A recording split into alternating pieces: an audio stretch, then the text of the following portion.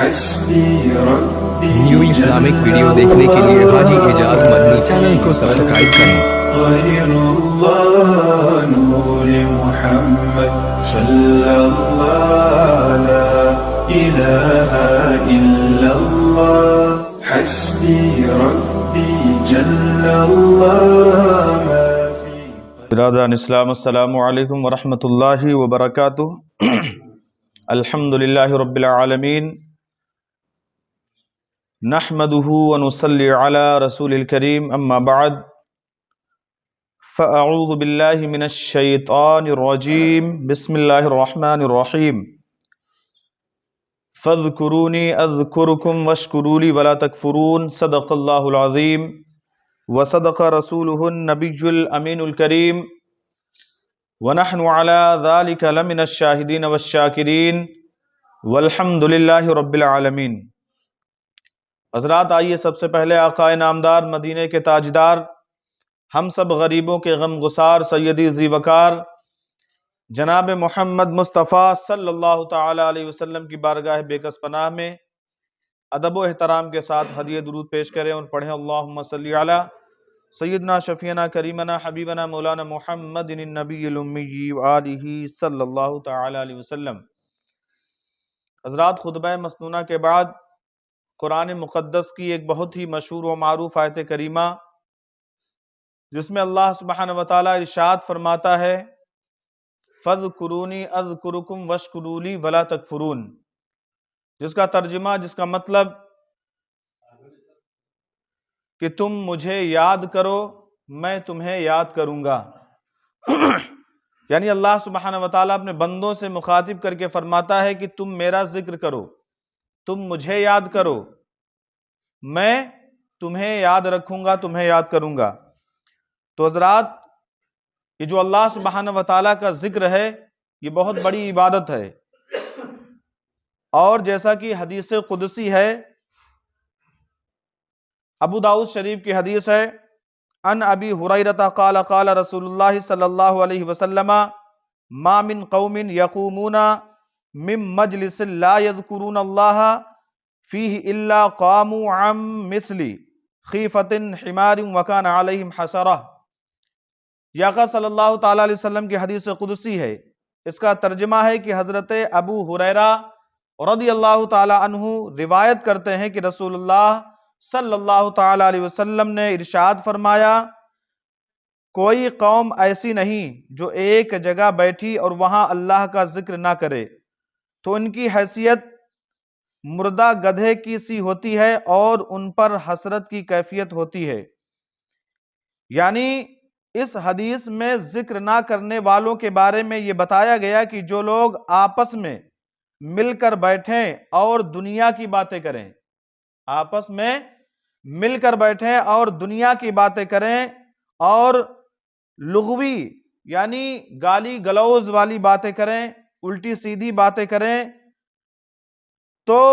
اس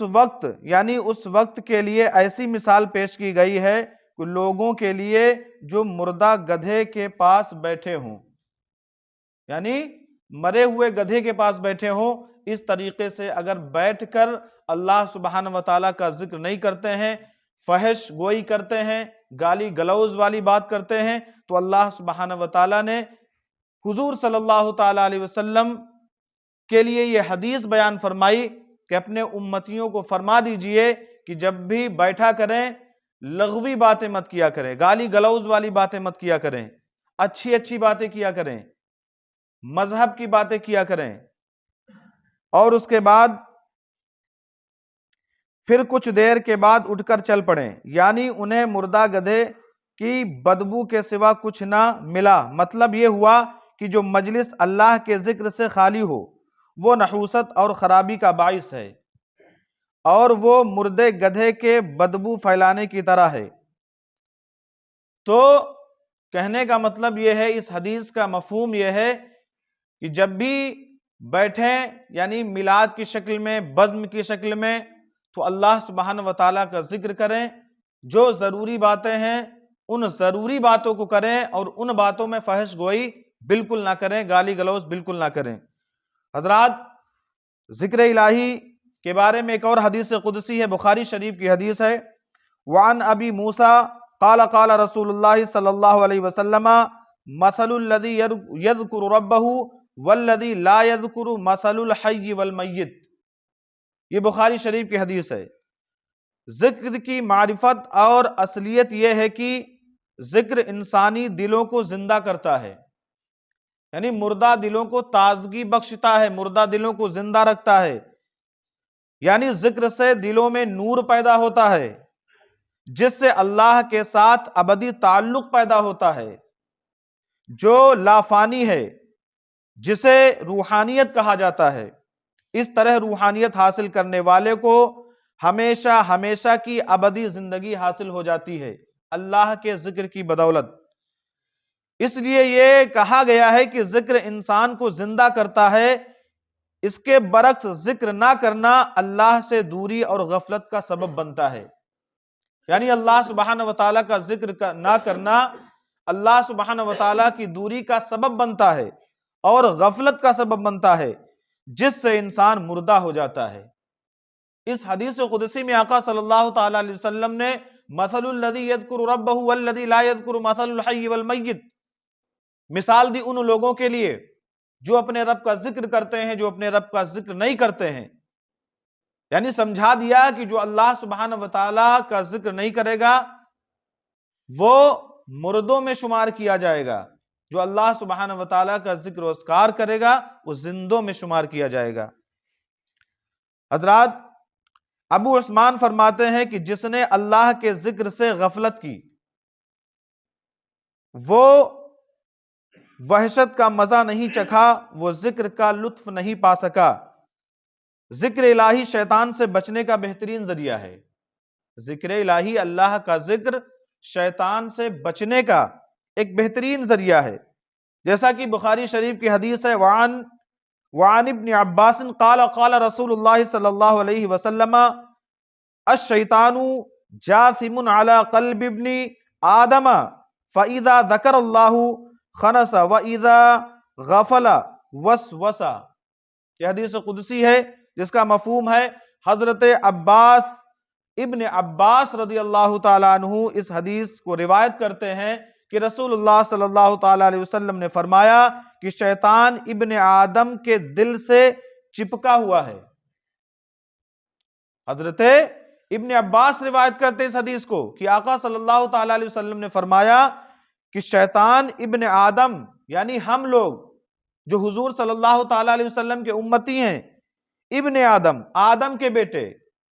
کے دل سے چپکا ہوا ہے، لیکن جب وہ اللہ کا ذکر کرتا ہے، جب وہ اللہ سبحانہ وتعالیٰ کا ذکر کرتا ہے تو وہ الگ ہو جاتا ہے۔ شیطان انسانوں کے دلوں سے چپکا ہوا ہوتا ہے، اسی لیے اللہ سبحانہ وتعالیٰ نے قرآن مقدس میں سورہ یوسف میں ارشاد فرمایا ان الشیطان للانسان عدو مبین، کہ شیطان انسانوں کا کھلا ہوا دشمن ہے، دلوں سے چپکا ہوا ہوتا ہے،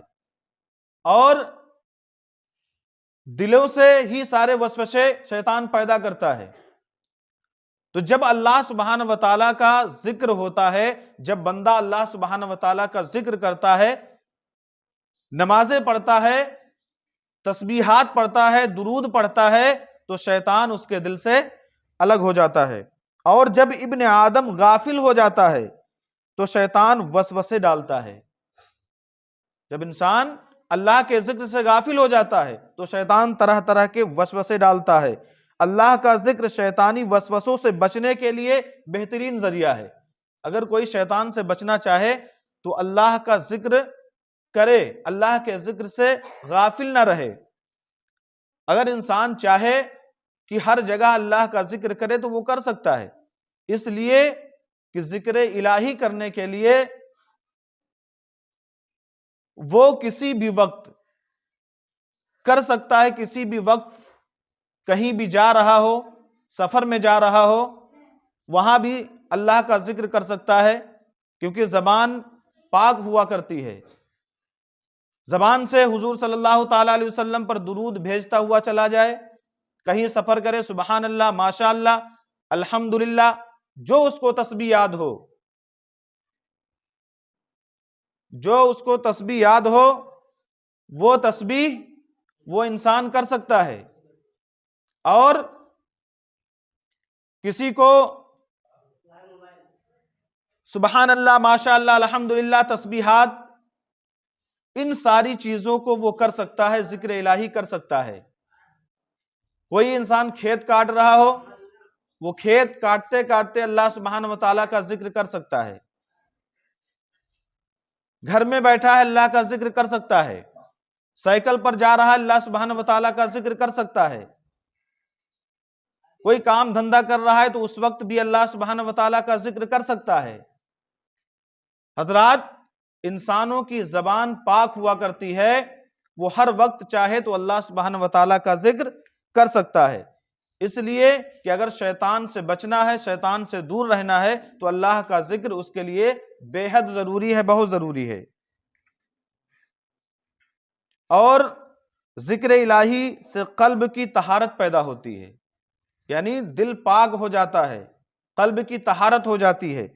جیسا کہ حدیث قدسی ہے، وعن عبداللہ ابن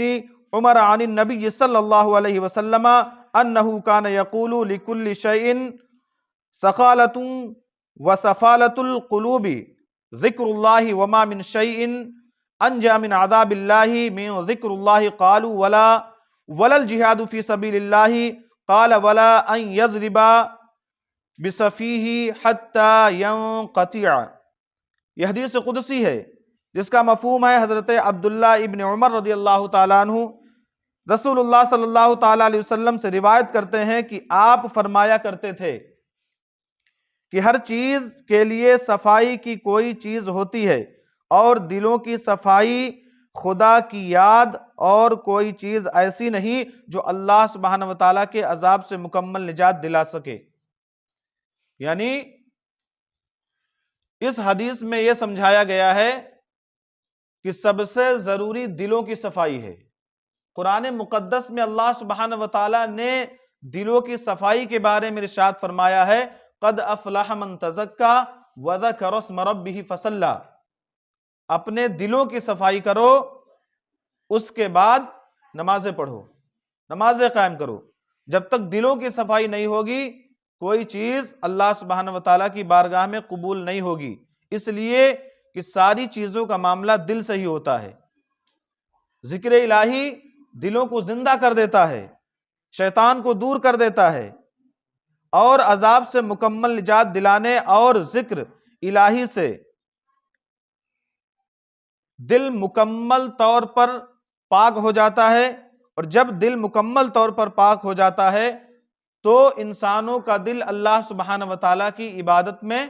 لگنے لگتا ہے۔ ذکر الہی دل کی پاکیزگی کا بہترین ذریعہ ہے۔ گناہوں اور برائیوں سے انسانی دل گندا ہوتا رہتا ہے، بلکہ دل پر گناہوں کی سیاہی کا عذاب چڑھتا رہتا ہے، حتیٰ کہ گناہوں کی کثرت سے دل سیاہی کے ایک لوتھڑے کے سوا کچھ نہیں رہتا۔ لیکن ذکر دل کی غفلت کو صاف کرتا رہتا ہے۔ آخر کثرت ذکر سے ایک مقام ایسا آ جاتا ہے کہ دل ذکر الہی کی بدولت شفاف آئینے کی طرح ہو جاتا ہے، جس سے باطن کی ہر چیز نظر آنے لگتی ہے، وہ ہر چیز دیکھنے لگتا ہے۔ قرآن کریم میں اللہ سبحانہ وتعالیٰ فرما رہا ہے کہ آصف پرخیان شام سے بیٹھے ہوئے تخت بلقیس کو جو یمن میں تھا دیکھ لیا اور اٹھا بھی لایا۔ حضرت عمر فاروق رضی اللہ تعالی عنہ نے نہاوند کی جنگ کو دیکھ کر بھی ایسا لیا، حضرت ساریہ جو نقشہ جنگ سمجھا بھی دیا۔ یہ سب صفائی دل کے کرشمے کی ہے، یہ سب صفائی دل کے کرشمے کی، ہر چیز کی صفائی علیحدہ ہے۔ کپڑوں کی صفائی صابن سے ہو جاتی ہے کہ نہیں؟ اور جو بھی چیز گندی ہو جاتی ہے اس کے لیے سامان مہیا ہے، لیکن دل کی صفائی کسی صابن یا سرف ایکسل سے نہیں دور ہوتی ہے۔ جب دل گندا ہو جاتا ہے تو اس کے لیے ذکر الہی کی ضرورت پڑتی ہے۔ جب دل میں جنگ لگ جاتی ہے تو ذکر الہی سے دور رکھنے کے لیے ذکر الہی سے وہ دل کا جنگ، وہ میل، وہ صاف شفاف ہو جاتا ہے اور اللہ کی طرف بندہ مائل ہو جاتا ہے، اللہ کے راستے پر چلنے لگتا ہے، حضور صلی اللہ تعالیٰ علیہ وسلم کی سنتوں پر عمل کرنے لگتا ہے، عبادتیں کرنے لگتا ہے، نمازیں پڑھنے لگتا ہے، روزہ رکھنے لگتا ہے، اس طریقے سے وہ دنیا میں متقی اور پرہیزگار بن جاتا ہے، اور ان للمتقین مفازہ کی کیٹیگری میں داخل ہو کر دنیا و آخرت میں کامیاب و کامران ہو جاتا ہے۔ تو حضرات، اللہ سبحانہ وتعالیٰ سے دعا ہے کہ اللہ سبحانہ وتعالیٰ ہمیں کہنے اور سننے سے زیادہ عمل کرنے کی توفیق عطا فرمائے۔ پڑھیے استغفر اللہ ربی من کل ذنب واتوب الیہ، اشہد ان لا الہ الا اللہ وحدہ لا شریک لہ، واشہد ان محمدا عبدہ ورسولہ، وآخر دعوانا ان الحمد للہ رب العالمین۔ السلام علیکم۔